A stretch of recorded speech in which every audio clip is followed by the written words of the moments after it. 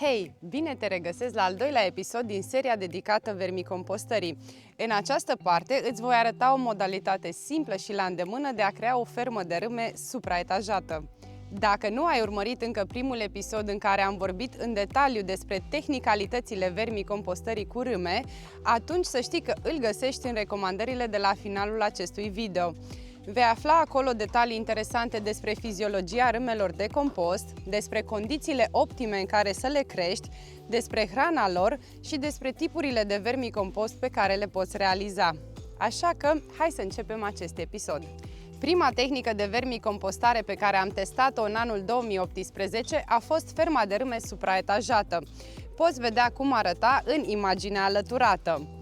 În grădina suburbană, o grădină de doar 120 de metri pătrați, ea s-a potrivit perfect.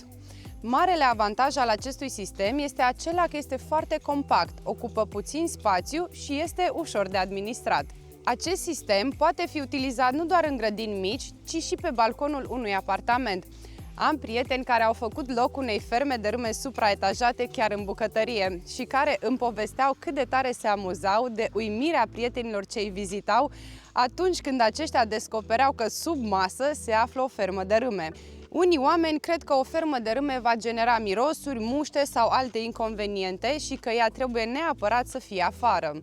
Adevărul este însă că, administrată corespunzător, o fermă de râme supraetajată este nu doar un sistem practic de a transforma deșeurile în resurse, ci este și un sistem ce nu va crea neplăceri precum cele legate de miros sau muște. Și imaginați-vă ce impact s-ar crea dacă în orașe cea mai mare parte a locuitorilor ar utiliza acest tip de fermă în locuințele lor. O astfel de acțiune generalizată ar contribui substanțial la reducerea deșeurilor ce ajung la gropile de gunoi, care, știm cu toții, emană niște mirosuri foarte urâte ca urmare a putrezirii materiei organice. Și nu doar că s-ar reduce semnificativ deșeurile produse, dar vermicompostul obținut ar putea fi utilizat apoi pentru plantele ornamentale din ghivece sau chiar pentru a crea microgrădini urbane pe balcon, pe terase sau chiar în interiorul locuințelor. Singurul dezavantaj al acestui tip de fermă este faptul că ea nu poate produce volume mari de vermicompost. Însă, atunci când avem nevoie de cantități de vermicompost mai mari decât cele pe care le putem produce, avem întotdeauna opțiunea achiziționării de la un producător cu experiență, cum sunt și cei de la Go Bio Humus, de la care eu achiziționez vermicompost de aproape 3 ani încoace. Îți reamintesc că până pe 15 octombrie Go Bio Humus oferă pentru comunitatea AIP 20% discount la toate comenzile plasate la ei pe site, cu codul AIP20. Acesta este un cod afiliat, ceea ce înseamnă că dacă alegi să-l folosești, tu te bucuri de discount, iar eu pot primi o mică recompensă din partea Go Bio Humus. În acest fel, nu doar că te bucuri de reducere, dar susții și acest canal și activitatea mea de realizare de conținut educațional în domeniul permaculturii și al științelor regenerative, pentru care îți mulțumesc! Realizarea unei ferme de râme supraetajată este extrem de simplă și ușoară, iar materialele se găsesc la îndemână în aproape orice magazin de bricolaj. Aveți nevoie de 3 cutii din plastic opace, de un capac potrivit modelului de cutie ales, un robinet cu garnituri, o bormașină, o freză și un burghiu de găurit. În plus, mai aveți nevoie de materie bogată în carbon, cum sunt hârtia sau cartonul nealbite, tocătura din fibră de cocos sau turba de cocos, fânul sau paiele. Eu am ales turba din fibră de cocos și această pâslă, tot din fibră de cocos, pe care veți vedea cum am să le folosesc. La prima fermă pe care am realizat-o, am folosit cutii de depozitare din plastic de 60 de litri, care se puteau așeza una în alta.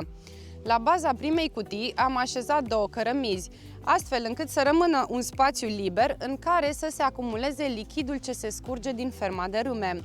Iar peste cărămizi am așezat următoarea cutie în care au stat râmele.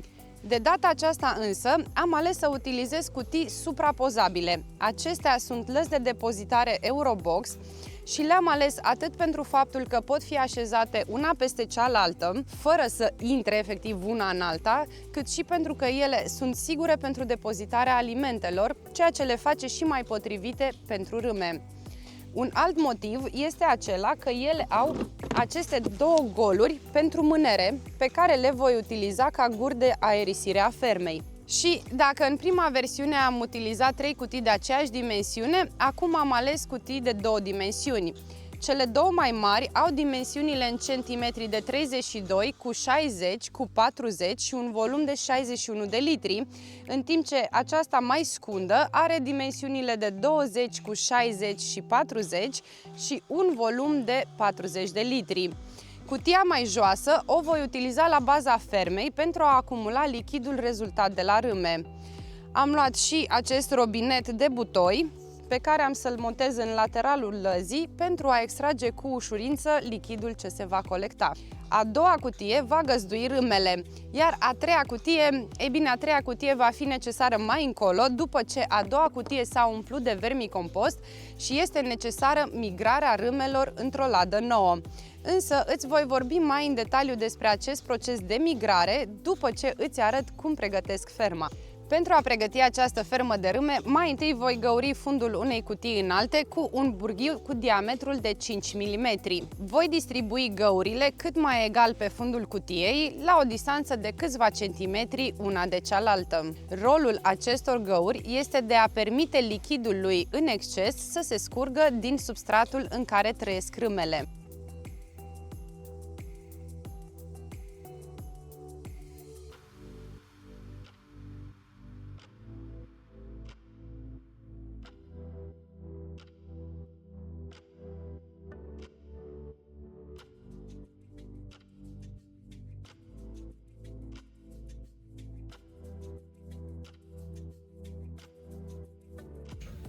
Dar ce este și ce nu este acest lichid care se va scurge prin aceste găuri în cutia inferioară?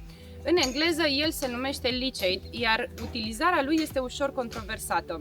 Sunt oameni care îl folosesc pentru aplicații foliare, diluat într-o proporție de 1 la 50 sau 1 la 100 și care susțin că văd rezultate bune la culturile lor. Alți oameni nu recomandă folosirea acestui lichid, deoarece el poate conține compuși fitotoxici. Și dacă te întrebi cum poate acest lichid să conțină compuși fitotoxici în condițiile în care vermicompostul este atât de benefic pentru sol și plante, ei bine, aceasta este o întrebare foarte bună pe care și eu mi-am pus-o. Explicația este că deși acest lichid poate prelua și microorganisme benefice în timp ce se scurge prin ferma de râme, el trece de asemenea și prin materie organică aflată în descompunere, iar aceasta poate conține microorganisme ce nu sunt atât de benefice. Riscul cel mai mare apare atunci când în ferma de râme condițiile nu sunt 100% aerobe și, datorită unei umidități excesive, pot apărea zone anaerobe în ferma de râme. Aceste zone vor favoriza dezvoltarea unor microorganisme pe care nu ni le dorim în culturile noastre. Este deci absolut necesar pentru bunăstarea râmelor ca substratul din fermă să rămână aerob. În plus, acest lichid poate deveni anaerob dacă este lăsat prea mult timp în lada de colectare. Un indicator în acest sens este mirosul. Dacă miroase urât, este clar că a devenit anaerob și nu ar trebui sub nicio formă utilizat. Și încă un lucru, nu confunda leachate-ul de la râme cu ceaiul sau extractul de vermicompost. Acestea sunt complet diferite. Pentru a obține extract de vermicompost, ai nevoie de un săculeț de pânză larg țesută în care să pui câțiva pumni de vermicompost. După aceea îl scufuzi într-un vas cu apă de mai multe ori până când apa se va colora maro.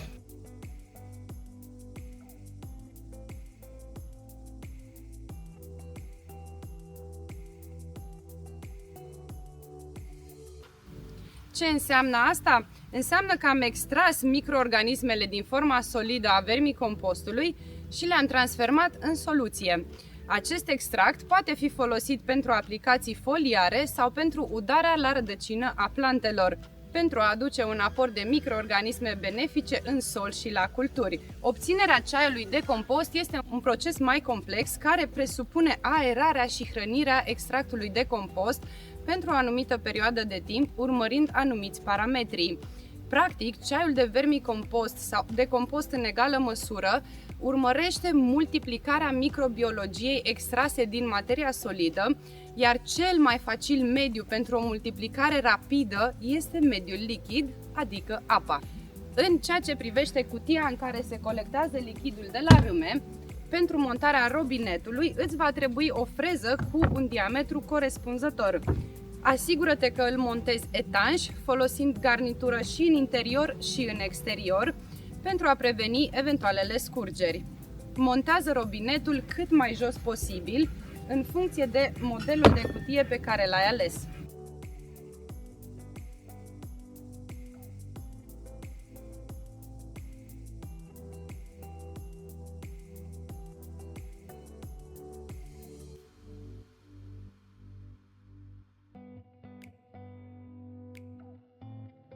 Acum că am pregătit cutiile, următorul pas este etanșarea la insecte a fermei.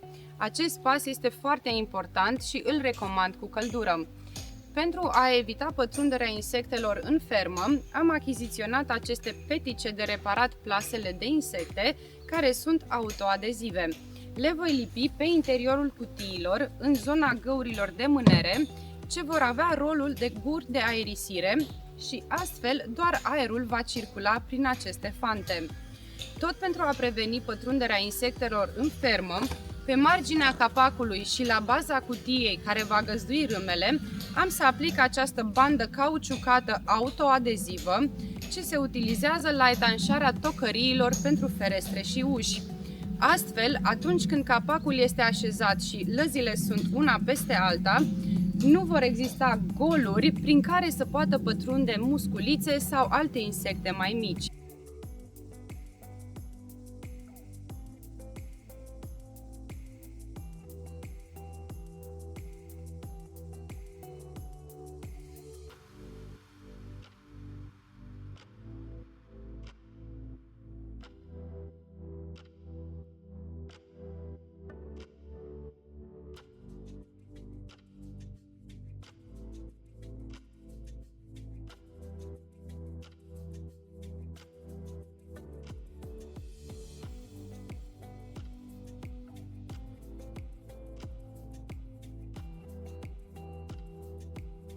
Odată etanșată ferma, următoarea etapă este să pregătesc baza pentru a așeza râmele și substratul în care le am. La bază am să așez această pâslă din fibră de nucă de cocos. Poți utiliza și hârtie sau carton nealbit sau un alt material natural care să se descompună mai greu, cum ar fi materialele din bumbac, in, cânepă sau iută. Rolul acestor materiale este acela de a nu lăsa râmele să cadă prin găurile pe care le-am făcut în cutia de mijloc și prin care se scurge lichidul care se colectează în cutia de la bază. Îți spuneam că râmele nu pot supraviețui în apă, așa că vrem să luăm niște măsuri de precauție pentru a le proteja. Peste pâsla așezată la bază am să pun un strat de câțiva centimetri de turbă de cocos pe care am hidratat-o în prealabil. Acesta este un material bogat în carbon care se va descompune într-un timp mai îndelungat și care va ajuta la menținerea unui echilibru între raportul dintre carbon și azot. Rețineți că materia organică pe care o oferim ca hrană râmelor este o materie bogată în azot.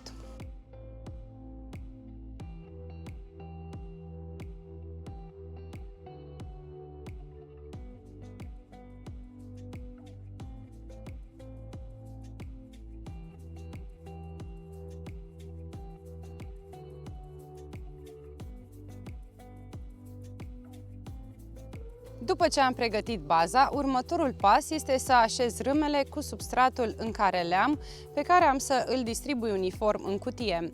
Este important să adăugați râmele cu substratul în care le-ați primit sau din zona de unde le-ați colectat pentru a avea condițiile optime adaptării la noua locuință.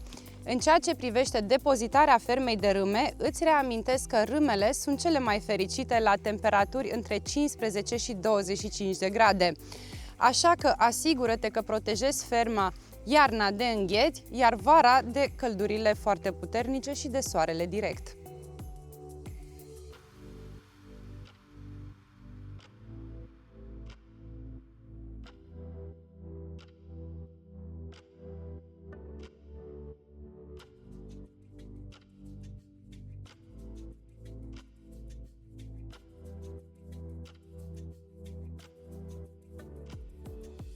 La final, am să așez un mix de hrană format din resturi vegetale, adică coși de cartofi, coși de morcovi, cotoare de dovlecei, pe care le-am congelat înainte și pe care le-am tocat cât mai mărunt. La ele am adăugat puțină spirulină, coși de ouă râșnite și zaci de cafea și am să adaug și puțină turbă de cocos.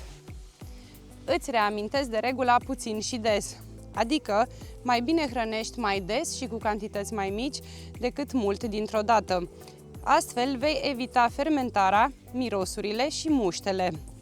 Mai mult, poți să acoperi hrana cu un strat de materie bogată în carbon, cum este fânul, pentru a evita apariția musculițelor și pentru a menține echilibrul între azot și carbon.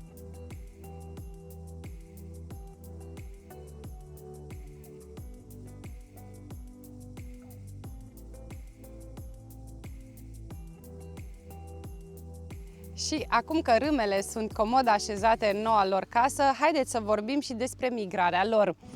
Modul în care gestionăm migrarea dintr-o ladă în alta este foarte important, deoarece dacă mutarea are loc prea rapid, riscăm să lăsăm în lada inițială prea mulți coconi și să pierdem astfel o parte din potențialul de populație. Trebuie știut că ouăle de Escherichia fetida au nevoie de aproximativ 3 săptămâni, o lună, pentru a ecloza, în funcție de temperatură și umiditate. Ouăle sunt depuse constant, dar au nevoie de timp și de condiții bune, umiditate, aer, hrană în apropiere, pentru a se dezvolta. Astfel, în momentul în care lada în care se află acum râmele va fi plină, atunci voi opri hrănirea râmelor până când materialul este bine transformat, granulat, cu miros de pământ și nu se vor mai vedea bucăți de resturi organice în stratul inferior. Atunci când oprim hrănirea, activitatea râmelor poate să încetinească ușor, însă acest lucru nu este o problemă. Râmele se pot hrăni destul de mult timp doar cu microorganismele care se dezvoltă în vermicompost. De asemenea, acest lucru le va face mai dornice să se relocheze acolo unde apare hrană nouă. Odată ce vermicompostul a căpătat textura granulată și fără resturi vegetale vizibile, voi așeza această nouă ladă peste, bineînțeles găurind-o și pe ea la bază, cum am făcut mai devreme cu lada în care se află acum râmele.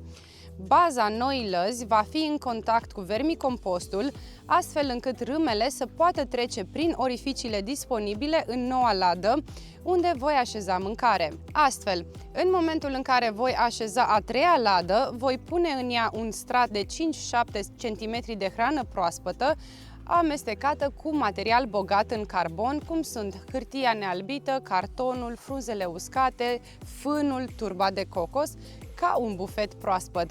Voi lăsa lada nouă deasupra un timp de 4-5 săptămâni pentru ca râmele adulte, atrase treptat de mirosul de hrană proaspătă, să poată urca în această nouă ladă.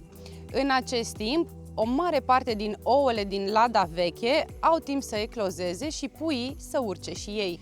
După acest interval, voi recolta lada veche, iar din ea voi pune câțiva pumni de vermicompost în noua ladă. Unii grădinari preferă și să cearnă vermicompostul pentru a scoate eventualele bucăți mai mari rămase și pentru a mai aduna și eventualele râme care se mai regăsesc în lada veche. Iar acest proces se repetă de fiecare dată când lada în care se află râmele se umple de vermicompost. La final, vreau să trec în revistă câteva aspecte importante legate de întreținerea fermei de râme. Întreținerea unei ferme de râme supraetajată este relativ ușoară. Verifică starea ei la intervale regulate și asigură-te că substratul nu este nici prea ud, nici prea uscat, nu se formează mucegaiuri, substratul, vermicompostul, are o structură aerată, sfărâmicioasă, permeabilă, nu este cleios sau lipicios, iar mirosul este unul plăcut ca de pământ reavăn. Râmele sunt cel mai bun indicator al stării fermei, așa că dacă le vezi urcând insistent spre capac, înseamnă că ceva nu este în regulă. Fie prea puțină sau prea multă umiditate, fie hrană care a fermentat sau apariția condițiilor anaerobe. Dacă observi că râmele caută insistent să iasă din fermă, verifică aspectele menționate mai înainte și adaugă apă dacă mediul este uscat, adaugă un substrat suplimentar bogat în carbon dacă mediul este prea umed, îndepărtează hrana care a fermentat sau mucegăit și completează cu un substrat nou bogat în carbon și oferă mai puțină hrană pentru o perioadă de timp. Acum că ai văzut cât de simplu poți să-ți creezi și administrezi propria fermă de râme supraetajată, sper că vei începe și tu să transformi o parte din deșeurile de la bucătărie într-o resursă de care să se bucure fie culturile tale, fie plantele tale ornamentale din ghivece. Poți alege cutii de dimensiuni care să se potrivească spațiului și contextului tău, mai mici sau mai mari. Asigură-te doar că administrezi ferma în mod corespunzător. Și nu uita nici de codul AIP20 pe care cei de la Go Bio Humus l-au oferit comunității noastre până pe 15 octombrie. Acesta îți oferă 20% reducere la comenzile de vermicompost pe care ei îl produc la scară comercială. Această perioadă a anului este ideală pentru a aduce un aport nou de microbiologie benefică în sol, așa că dacă ai nevoie de cantități mai mari de vermicompost, apelează la ei cu încredere. În următorul episod vei afla cum poți composta direct în zonele de cultivare cu ajutorul turnurilor de râme și cum poți să creezi o fermă de râme de dimensiuni mai mari care să îți permită să obții cantități mai considerabile de vermicompost, dacă și spațiul îți permite. Dacă ți-a plăcut acest material și l-ai găsit folositor, împărtășește-l și cu alți oameni ca să le fie și lor de folos. Nu uita să te abonezi la canal și să activezi notificările ca să fii anunțat de fiecare dată când public noi materiale. Până data viitoare îți doresc toate cele bune și spor în toate!